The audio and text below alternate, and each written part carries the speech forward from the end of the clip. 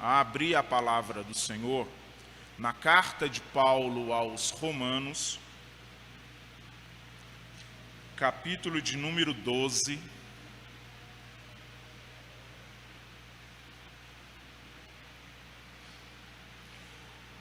E vamos meditar um pouco no verso 3 ao verso de número 8.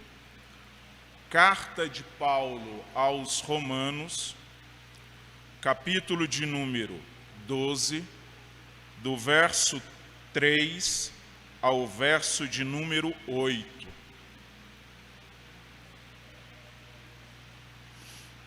Todos acharam? Eu leio os versos ímpares e a comunidade lê os versos pares. Pode ser? Diz assim a palavra do Senhor: porque pela graça que me foi dada, digo a cada um dentre vós que não pense de si mesmo além do que convém. Antes, pense com moderação, segundo a medida da fé que Deus repartiu a cada um.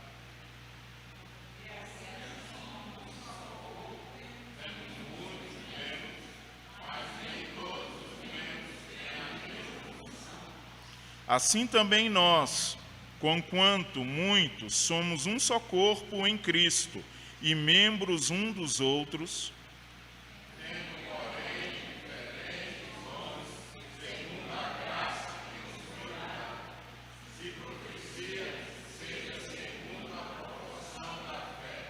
se ministério, dediquemo-nos ao ministério, ou o que ensina, esmere-se no fazê-lo.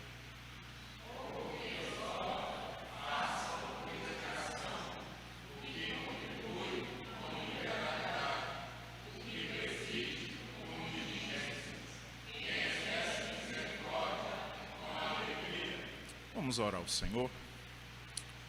Deus, no nome de Jesus, nós te louvamos, nós te agradecemos, nós te bendizemos, Senhor, por estarmos aqui, lermos a tua palavra e queremos pedir, Senhor, que o Senhor fale conosco.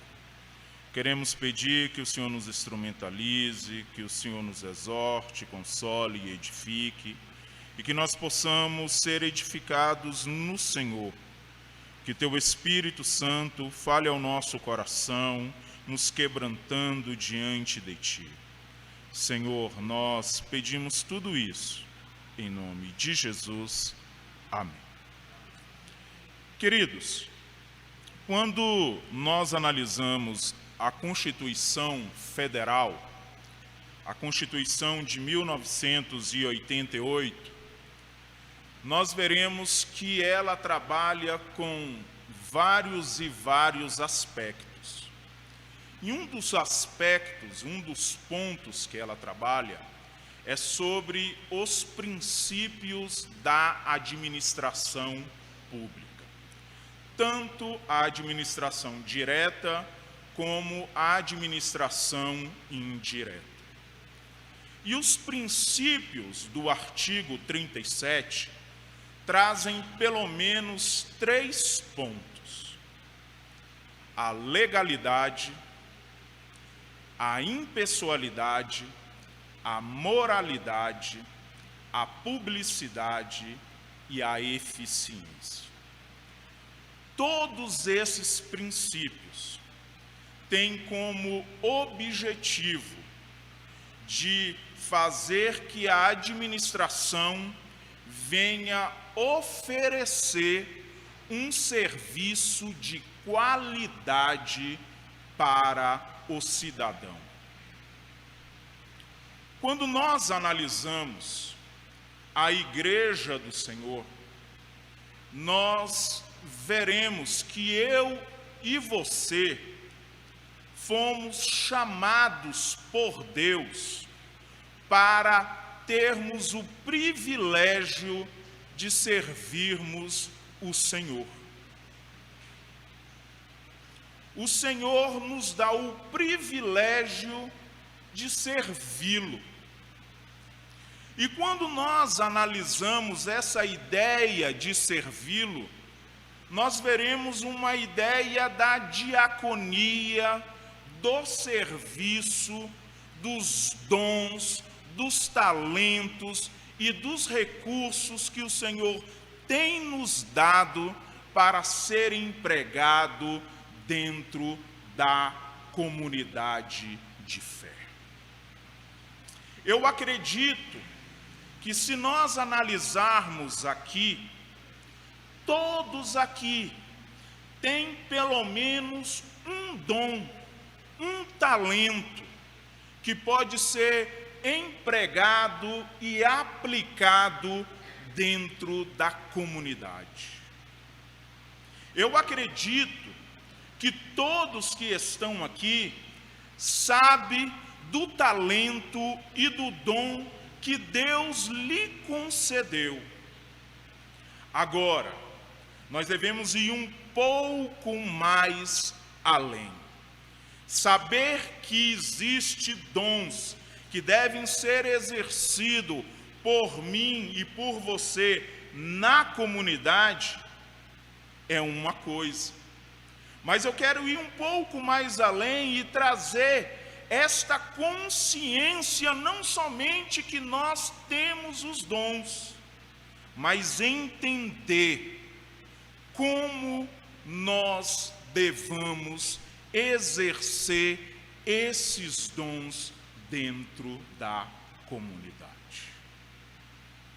E aqui entra alguns princípios pelos quais eu e você devemos exercer o serviço na casa do Senhor através dos dons, talentos e recursos. Quando nós analisamos o texto que foi lido nessa noite, nós vemos aqui um texto que mostra-nos como uma mente que foi transformada pelo Senhor deve agora se enquadrar na boa, perfeita vontade de Deus. E o primeiro ponto que Paulo vai trabalhar aqui é o ponto do nosso serviço. E para que nós venhamos aplicar, exercer o serviço, Paulo antes mostra-nos quais são os princípios que este serviço, através dos dons e talentos, devem ser executados. Então, surge a pergunta: quais são estes princípios que norteiam o nosso serviço dentro da igreja do Senhor?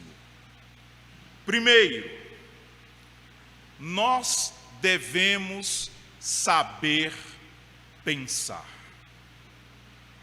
Olhe o que está no verso de número 3.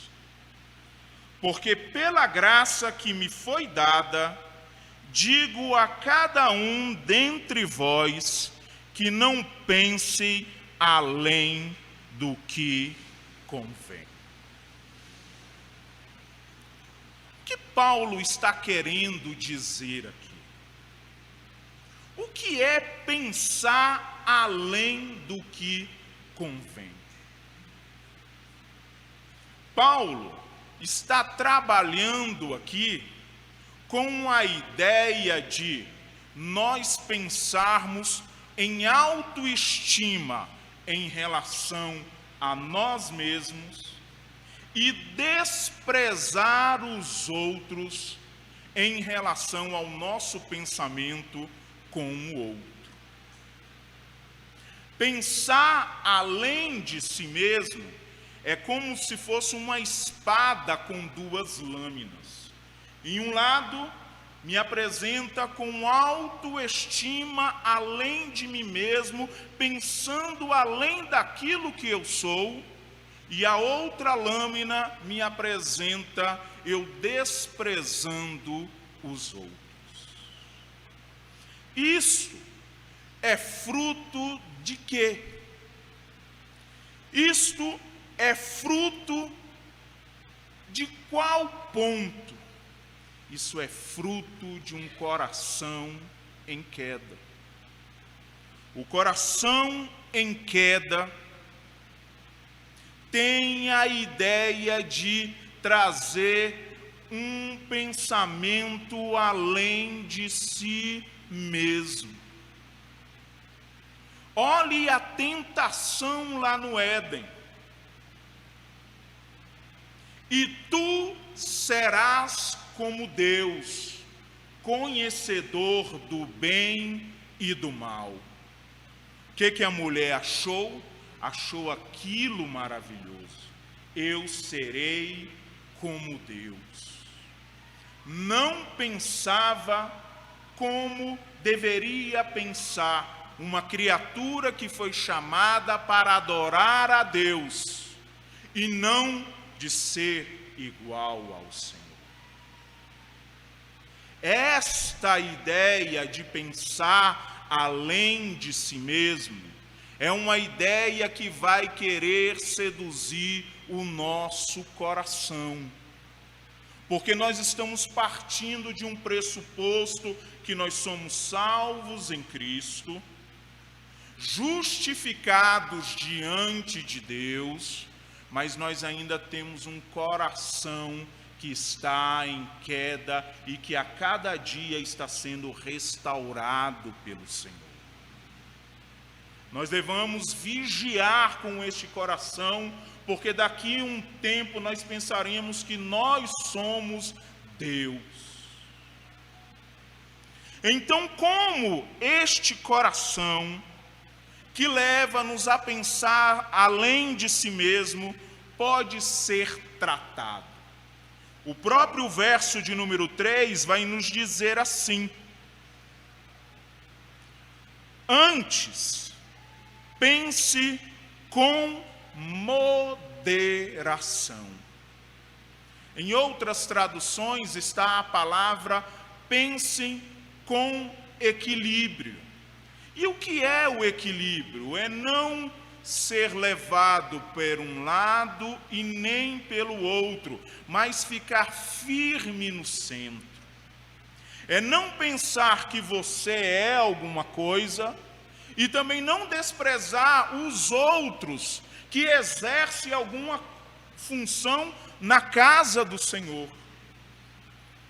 E também Paulo vai um pouco mais além e apresenta como nós agora devamos olhar para a nossa realidade. E ele traz a seguinte indagação: segundo a medida da fé que Deus repartiu a cada um. E o que Paulo está querendo dizer aqui? Paulo está querendo dizer o seguinte: Deus lhe chamou em graça, te colocou dentro da comunidade de fé. O que você exerce dentro dessa comunidade, você deve exercer não pensando que você é a bala que matou Kennedy, mas exercer com moderação, olhando para si mesmo e vendo o que? Se você é alguma coisa, você é por causa da graça de Deus. E é isso que Paulo está querendo mostrar aqui. Quando nós examinamos a segunda carta de Paulo aos Coríntios, no capítulo de número 12, Paulo está trabalhando com uma igreja extremamente arrogante, soberba, que abandona Paulo, critica Paulo, faz de Paulo, tece a vida de Paulo como se Paulo fosse o diabo. No entanto, como Paulo vai trabalhar com essa comunidade?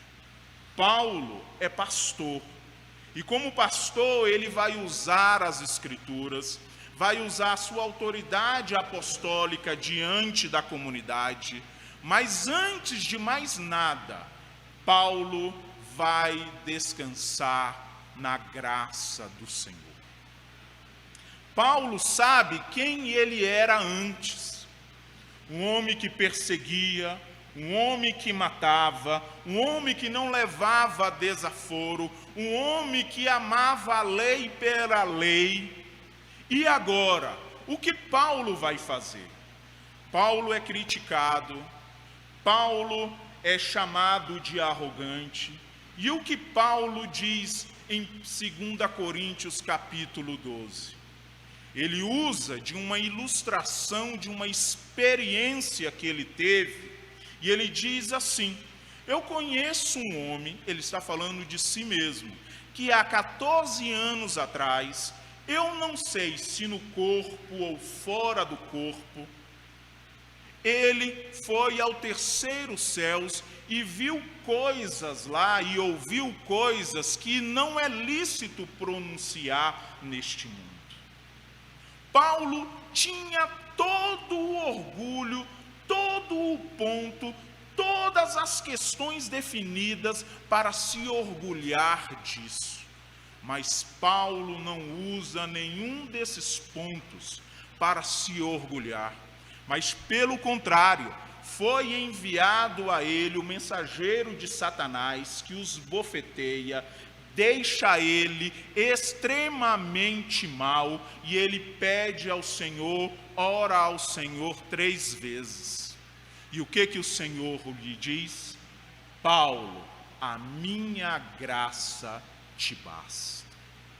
Sabe como nós vamos trabalhar com essa ideia de um coração que por muitas vezes ele se torna arrogante? Nós só conseguiremos vencer esse coração arrogante a partir do momento que nós descansarmos na graça de Deus e entendermos que a graça do Senhor é suficiente e ela nos basta. O segundo ponto que nós devemos entender aqui é entender que somos um, mas com múltiplas funções. Olhe o verso 4 e o verso 5 aí. Olha o que diz: porque assim como num só corpo temos muitos membros, mas nem todos os membros têm a mesma função.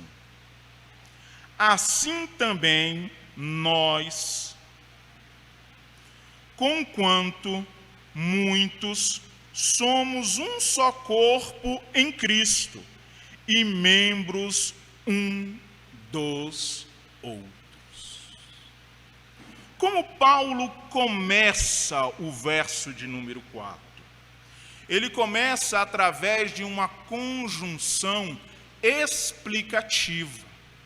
Ele está explicando o quê? Tudo aquilo que ele falou no verso 3, de não pensar além de si mesmo, e se for para pensar, pense com moderação, segundo a medida da fé que Deus repartiu a cada um. O verso 4 começa com essa conjunção explicativa, mostrando o que, porque não devemos pensar assim.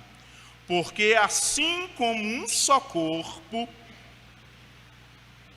temos muitos membros, mas nem todos os membros têm a mesma função.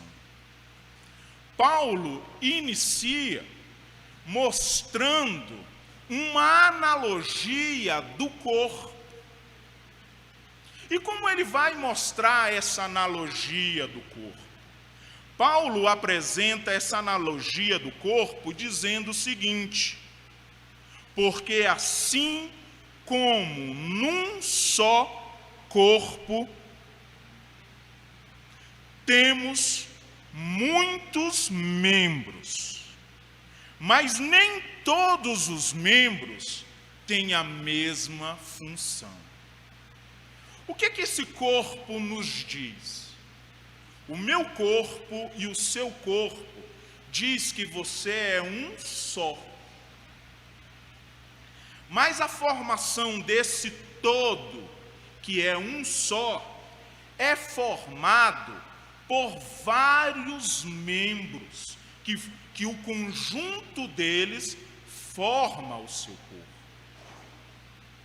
No meu corpo, eu tenho o braço direito, eu tenho o braço esquerdo, a perna direita, a perna esquerda, eu tenho a mão direita, a mão esquerda, eu tenho os dedos. São vários membros que constituem um único corpo. Paulo fala disso.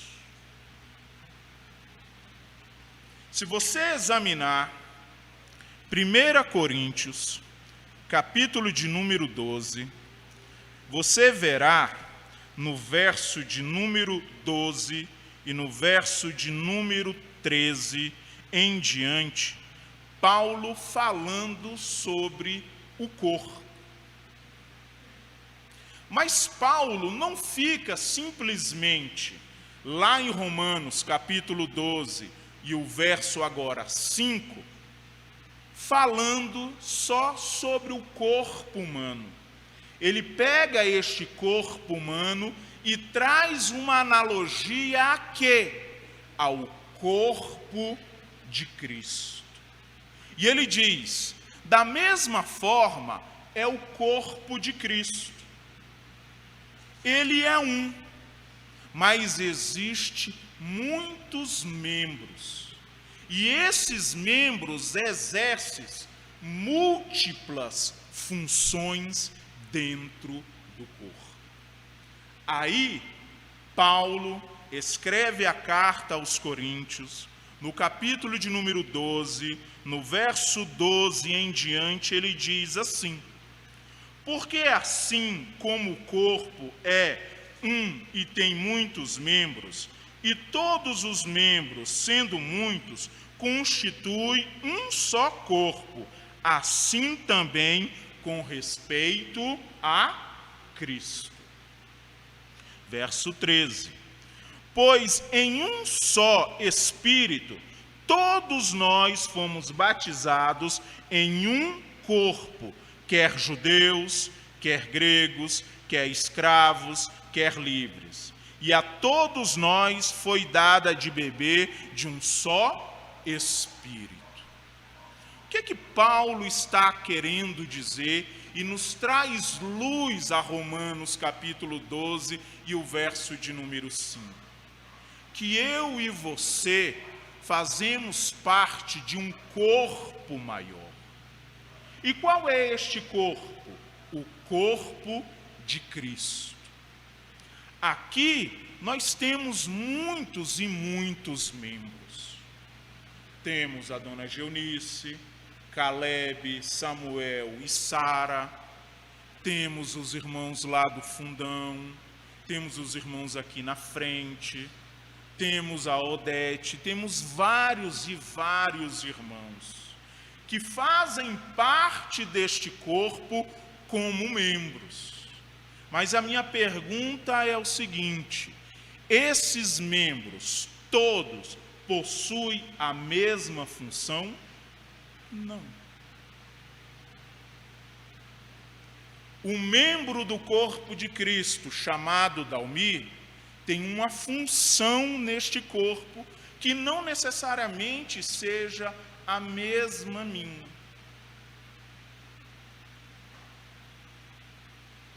A Érica faz parte como membro deste corpo de Cristo. Não necessariamente a função que a Érica tem no corpo seja a mesma da dona Geunice ou da Sara, ou do pastor Ricardo. Por quê? Porque somos vários membros com múltiplas funções diferentes. Quem prega aqui é o pastor Ricardo. Quem é o presbítero ordenado a pregar, ministrar a palavra à comunidade é o reverendo Ricardo. Mas o reverendo Ricardo delega para mim, delega para o irmão Josimar a transmissão da palavra do Senhor. Ou seja, membros que possuem o mesmo dom, mas um vai complementando ao outro, porque cada um tem a sua particularidade dentro do corpo. Este mindinho aqui, talvez você olhe e fale, esse mindinho não tem função nenhuma, mas tem.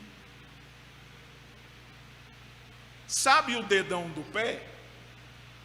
O dedão do pé tem a função de fazer você ficar em pé e ajudá-lo a sustentar o seu corpo. Sabe essa orelha que você tem? É uma orelha que Deus lhe deu para uma função específica. Então, a mão, que por muitas e muitas vezes ela exerce várias e várias funções, ela não é maior do que o mindinho do pé, porque o mindinho do pé tem uma função específica no corpo, como também a mão tem uma função específica no corpo. Aí, Paulo, a partir do verso 14 em diante de 1 Coríntios capítulo 2, traz uma luz maravilhosa para os membros, tanto aqueles membros que nós julgamos importantes, como aqueles membros que talvez nós julgamos menos importantes. No entanto, para Deus, tanto os membros que nós julgamos importantes, ou os membros que julgamos importantes, têm o mesmo valor para Cristo. Olhe o que o texto vai nos dizer no verso 14. Porque também o corpo não é um só membro, mas muitos. Se disser o pé, por que não sou mão? Não sou do corpo, nem por isso deixa de ser do corpo. Se o ouvido disser, por que não sou olho? Não sou do corpo, nem por isso deixa de o ser. Se todo o corpo fosse olho, onde estaria o ouvido? Se todo fosse ouvido, onde o olfato? Mas Deus dispôs os membros, colocando cada um deles no corpo, como lhe aprouve. Se todos, porém, fossem um só membro, onde estaria o corpo? O certo é que há muitos membros, mas um só corpo. Não podem os olhos dizer à mão, não precisamos de ti, nem ainda a cabeça aos pés, não preciso de vós. Pelo contrário, os membros do corpo que parecem ser mais fracos são necessários. E os que não parecem menos dignos do corpo, a esse damos muito maior honra.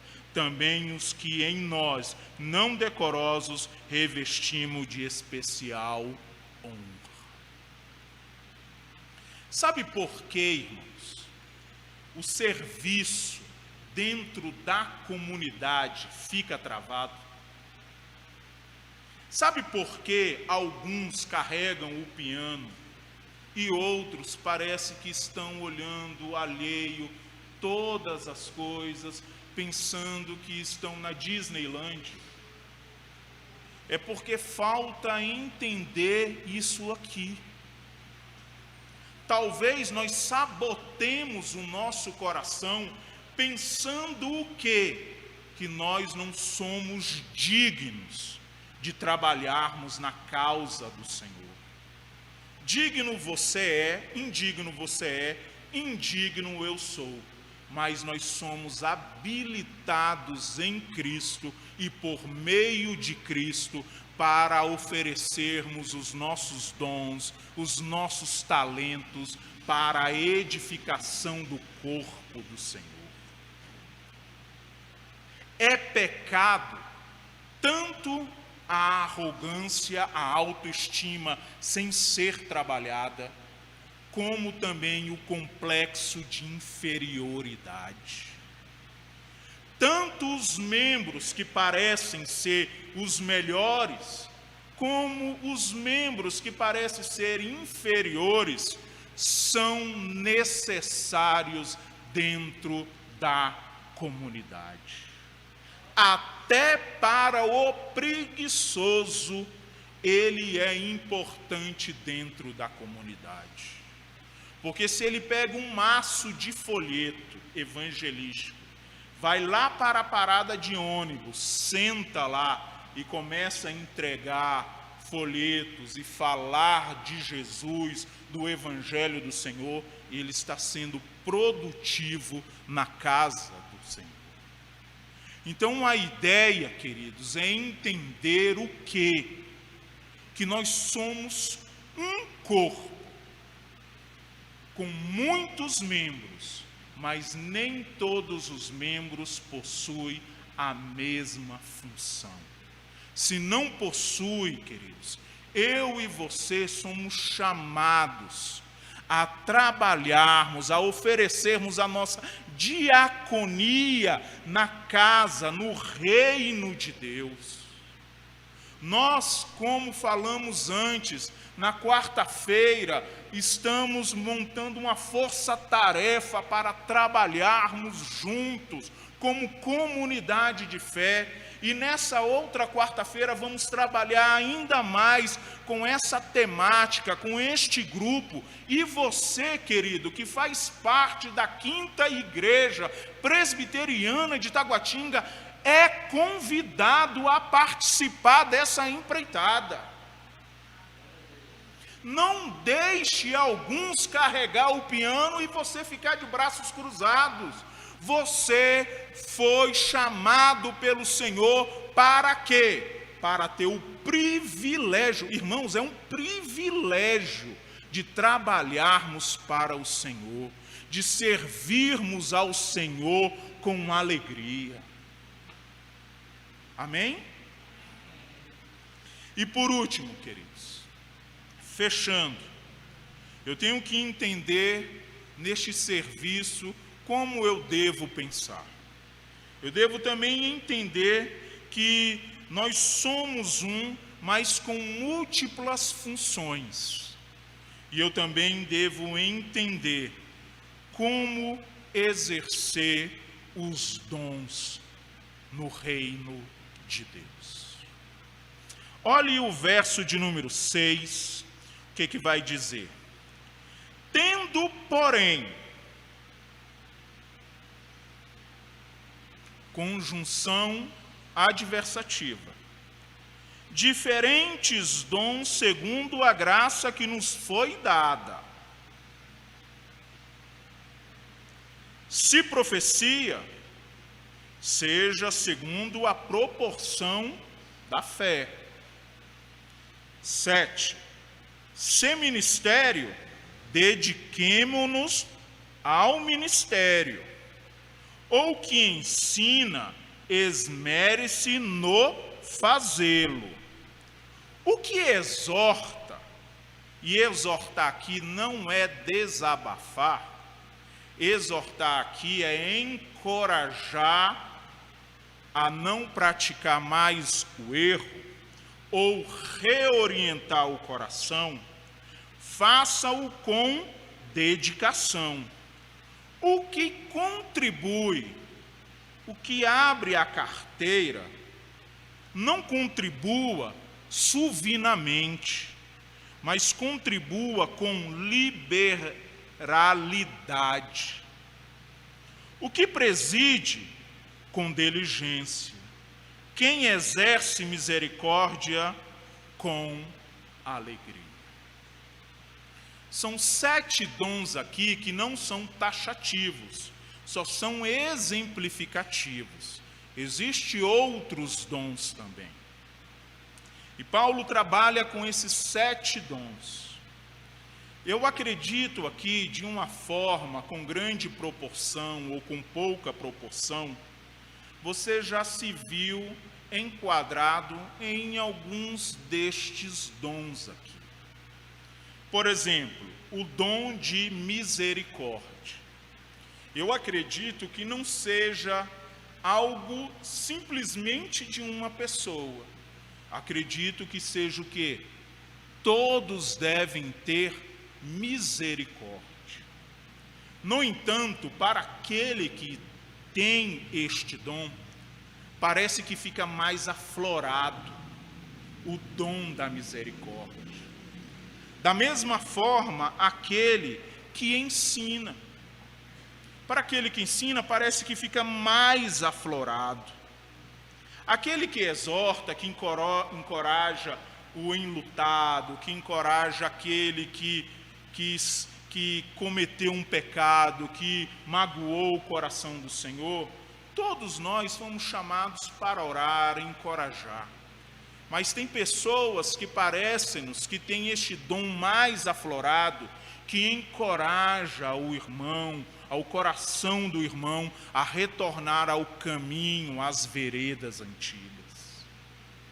Então, queridos, fechando aqui, eu gostaria de dizer que o serviço do Senhor está com as vagas abertas. Traga o seu currículo. E o pastor Ricardo vai ser o gerente de recursos humanos? Não. Você não está trabalhando para o reverendo Ricardo. Você não está trabalhando para a quinta igreja. Mas você está tendo um privilégio de trabalhar para o maior patrão e o melhor patrão deste mundo, que é o nosso Senhor. O texto sagrado lá de Mateus vai dizer o seguinte, que os campos já estão brancos, mas são poucos os trabalhadores para a ceifa, para a seara. Você é o trabalhador do Senhor. O Senhor registrou a sua carteira para o serviço dele desde a eternidade. Talvez você ainda não caiu nessa consciência, mas eu vou orar a Deus, que Deus perturbe o seu coração, traga incômodo ao seu coração, para você despertar do sono da negligência. Você não foi chamado para isso, você foi chamado para ser produtivo no reino de Deus. Amém? Glória a Deus. Então, na quarta-feira, às 8h30 da noite, nós estaremos aqui conversando mais sobre o serviço do Senhor. Traga a sua carteira. O maior patrão já estará aqui, ó. Tá ok? Deus abençoe a todos. Amém? Amém. Então vamos orar ao Senhor. Vamos conversar ao Senhor. Curve a sua cabeça. Fique à vontade. Vamos conversar com Deus e dialogar com o Senhor. Nós brincamos assim, mas é algo sério. Nós estamos tratando com algo eterno. Não é algo ali do resto de mercadoria de feira, da dona Xepa. Não é a Xepa. Nós estamos trabalhando com algo eterno, que é do Senhor. Deus, no nome de Jesus, nós te louvamos e nós te agradecemos. Nós te bendizemos, Senhor, porque o Senhor tem sido bondoso, o Senhor tem sido maravilhoso, o Senhor tem sido, Senhor, o nosso Senhor, e nós temos visto as tuas mãos sobre a quinta igreja. Senhor, o Senhor tem suprido essa obra e nós só queremos te agradecer. O Senhor nos chamou para o trabalho, nos capacitou com os dons, talentos. E por muitas vezes, Senhor, nosso coração é negligente, nós se auto-sabotamos, nós não estamos nem aí, mas tenha misericórdia de nós, Senhor.